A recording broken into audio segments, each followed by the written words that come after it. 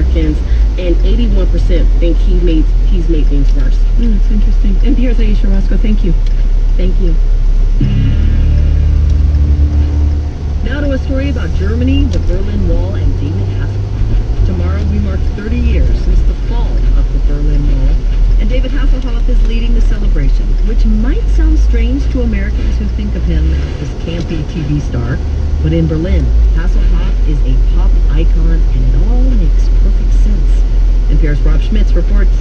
I arrived to my interview with David Hasselhoff with the hope of unearthing one of pop culture's great mysteries.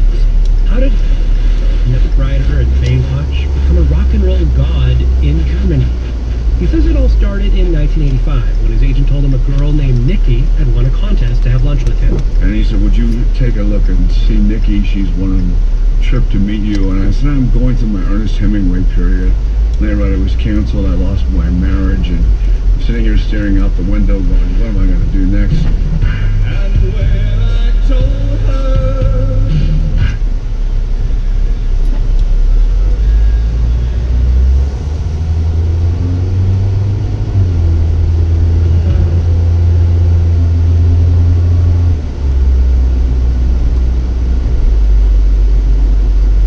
Nikki had some good news. She went, oh, it's very nice to meet you. Your album, Night Rocker, is #1 in my country. I went, where's your country?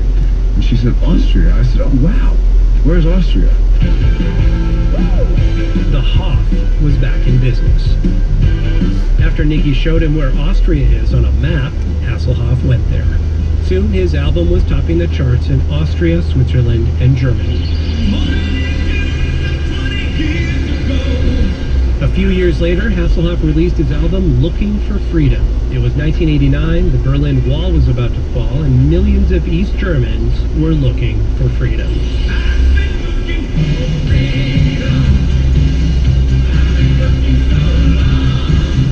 The album went triple platinum in Europe. At the time, it seemed like everyone in Germany knew the song. I didn't know if they were singing it just for fun or whatever, but it was their song. And they asked me to sing on New Year's Eve inside a hotel. And I said, no, only if I can sing on the Berlin Wall. He admits it was a ridiculous request, but the Germans agreed to it. One morning in June, some 20 years ago. An estimated 500,000 Berliners were there that night, bringing in the new year with David Hasselhoff as he sang their anthem of freedom. I grew up with the idea that he was responsible for breaking down the wall. Thomas Erdmann was 6 years old when the wall fell, too young to understand that his favorite TV star with a talking car was not responsible for the fall of communism. But now, 30 years later, Erdmann is waiting to see his boyhood hero in concert in Berlin. For Erdmann, Hasselhoff conjures up memories of growing up behind the Berlin Wall. There was this one little drain hole, and we used to look through that drain hole. And it was, oh, let's look to the west. 30 years later, Erdmann's vision of freedom is no longer glimpsed through a hole in the wall. It's 67-year-old Hasselhoff screaming freedom over and over.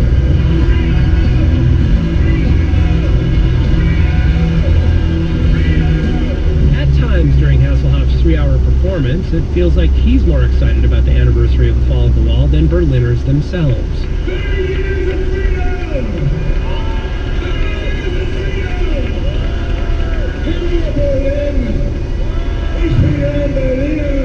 But the Hoff knows his audience well. Looking for freedom brings everyone to their feet, clapping and singing. Happy the Hoff is still carrying freedom's torch. Rob Schmitz, NPR News, Berlin. It is Morning Edition at 8:42. Good morning, I'm Jennifer Lenz, WHYY. The success of Hamilton the musical has led to an entire shorthand language on social media. There are Ham fans of Hamilton. Ham for Ham is the daily lottery to buy $10 tickets to the show. WHYY's Peter Crimmins now tells us about Edge Ahem. Don't you wish turning in a high school history paper sounded like this? All right, from Franklin Learning Center. 1,700 high school students packed Force Theater in Philadelphia to see a matinee performance of Hamilton. But first, they performed their own original works for each other. Since I was a little girl, I've been like the drama queen. Jane Tabern and two of her friends from Franklin Learning Center composed their own R&B song about Paul Revere. For their performance, they dressed in military fatigues and sang from the perspective colonial soldiers waiting for the British to cross Boston Harbor.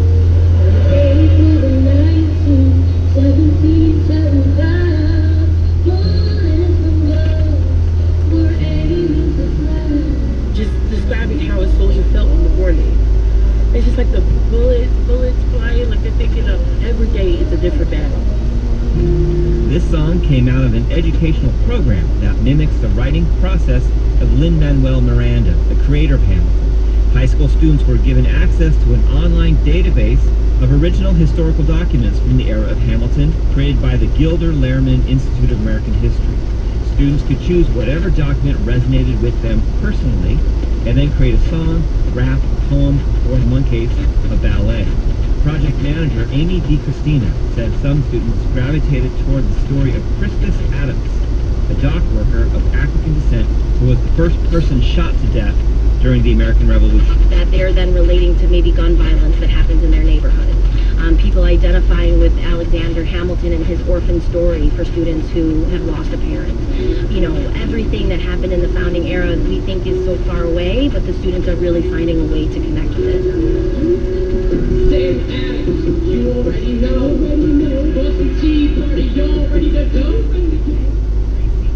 Kappa, the high school's creative and performing arts, performed a rap about the Boston Tea Party.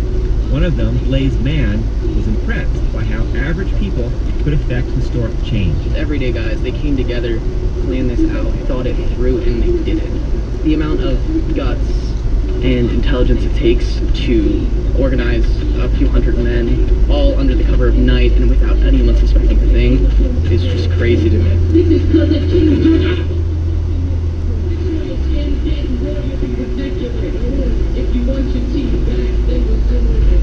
37 Philadelphia schools participated in the curriculum. All the students were able to see a matinee for just $10.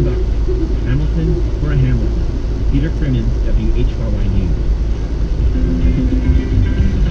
It's 8:45. It's 90.9 WHYY in Philadelphia. Good morning. This morning edition. Sunny in Philadelphia. Today, windy, high 43. This is from NPR News. I'm Rachel Martin. Jennifer Wilkie, good morning. The actor Shia LaBeouf has written his first book. It's called Honey Boy, and it draws on his childhood as a Disney star, a conflicted relationship with his dad, who he plays in the movie. NPR's Alexi Horowitz the story.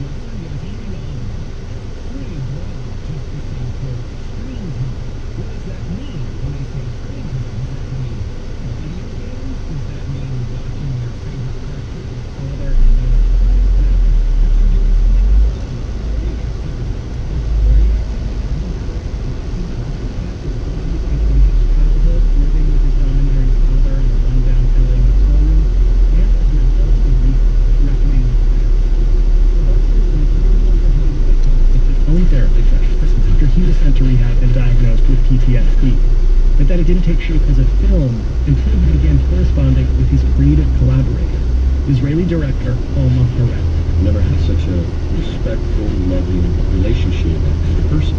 Very boundary, very professional, but also very warm and very honest. The Greenlight is Harel's first scripted film, but her approach to documentary is remarkably suited to the text, exploring the lines between fiction and non-fiction, and engaging with traumatic memories through reenactment and performance. I don't look at film genre as very well, like that would suit her. I just really like that.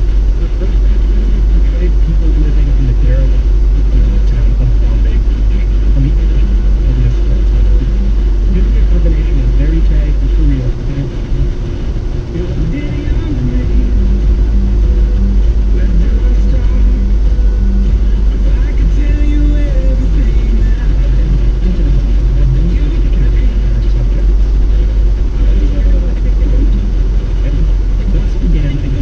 reading